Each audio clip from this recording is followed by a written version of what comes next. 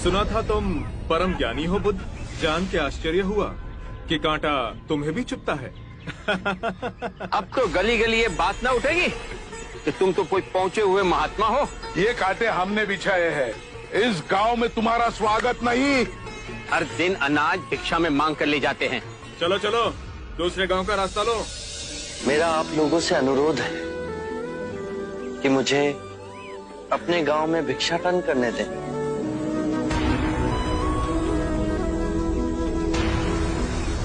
ठीक है, भिक्षा चाहिए तो दे अपने रक्त की आहुति।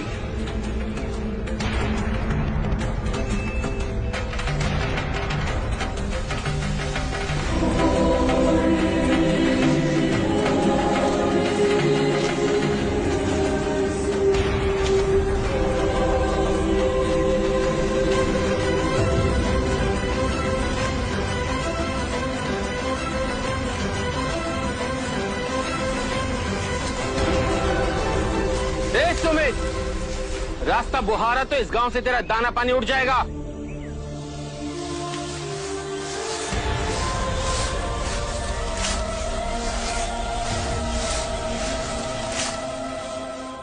आप गांव में प्रवेश कीजिए। इन मुट्ठी भर लोगों से कई अधिक लोग आपको भिक्षा देने के लिए आतुर हैं।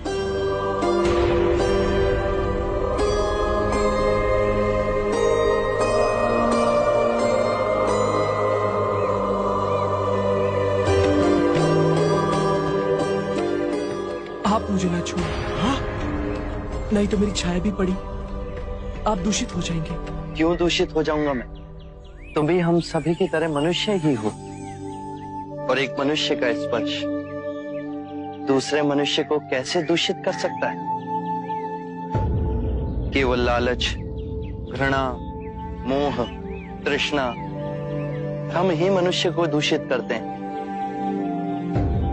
और तुम जैसा मनुष्य जिसमें इतना प्यार भरा हो, वो केवल दूसरों को सुख ही दे सकता है, दुख नहीं।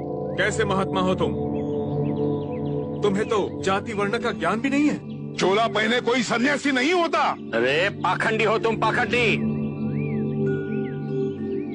जो मानव से उसकी मानवता को छीनता है, पाखंडी वो होता है।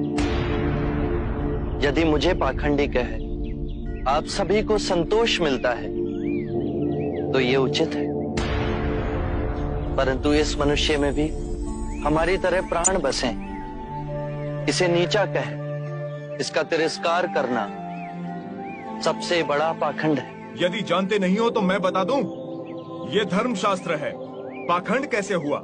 जिस मिट्टी से सारी मानवता का सृजन हुआ, उसी से इसका भी हुआ। मानव और मानव में भेद कर आप सृजनकर्ता पर कीचड़ उछाल रहे हैं। यदि हम आकाश में कीचड़ उछालेंगे तो आकाश तो ऊंचा ही रहेगा, परंतु कीचड़ वापस हमारे ऊपर ही गिरेगा। आकाश ने तो भेद नहीं किया, वो हम सभी को एक पिता समान ढके हुए है। ये धरती धान उपजती है, इसने हमारे साथ भेदभाव नहीं किया। ये हवा हम सभी के लिए समान बहती है।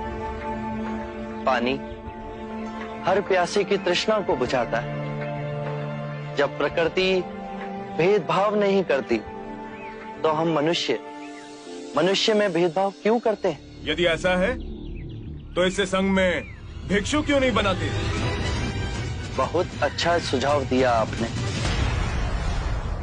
सुनीत, क्या तुम भिक्षु बनना चाहोगे? मैं अछूत, आप जैसे महात्मा का भिक्षु मैं इस योग्य नहीं हूं।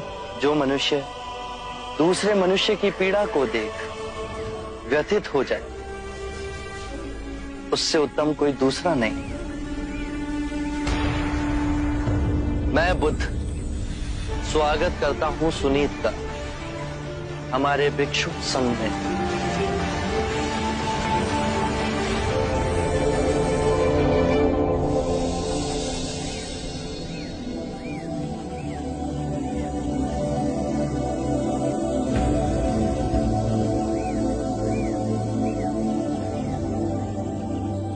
सारा जीवन किसी ने दया के 2 शब्द ना कहे मुझसे, और आज इतनी करुणा बरसी है। पहली बार ऐसा लग रहा है कि मैं भी मनुष्य हूं, पर जो मैं कर रहा हूं यह अधर्म तो नहीं?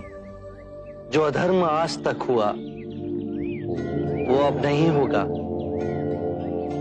हर मनुष्य में चेतना का द्वार है, बस उसे ही अपनी संभावना को पाना है, अपनी गरिमा पे पुनः लौटना है। मेरा मार्ग प्रेम का है, वहां सबका सत्कार है। गंगा, यमुना, ऐरावती, सरयू, माही, ये सब नदियां हैं, और ये सब अंत में वह सागर में मिल जाती हैं। वहां उनका ना भेद होता है, ना ही नाम। उसी प्रकार जिस भी मनुष्य ने अपना गृह त्याग कर सत्य के पथ पर चलने का निश्चय किया, चाहे वो ब्राह्मण हो या क्षत्रिय, वैश्य या शूद्र ही क्यों ना हो, उसी महासागर में विलीन हो जाते हैं।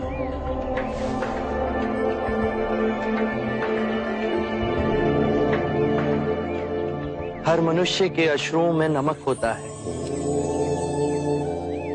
उसके लहू का रंग लाल होता है। ये भेद मनुष्य ने मनुष्य को उत्प्रेरित करने के लिए बनाए। आज मैं इन भेदों को काटता हूं। आज सुनीत को दीक्षा देना क्रांतिकारी होगा। हम पर बहुत से संकट आएंगे, हमें और तिरस्कृत किया जाएगा, पर सत्य आने वाली आंधी के सामने अडिग रहेगा।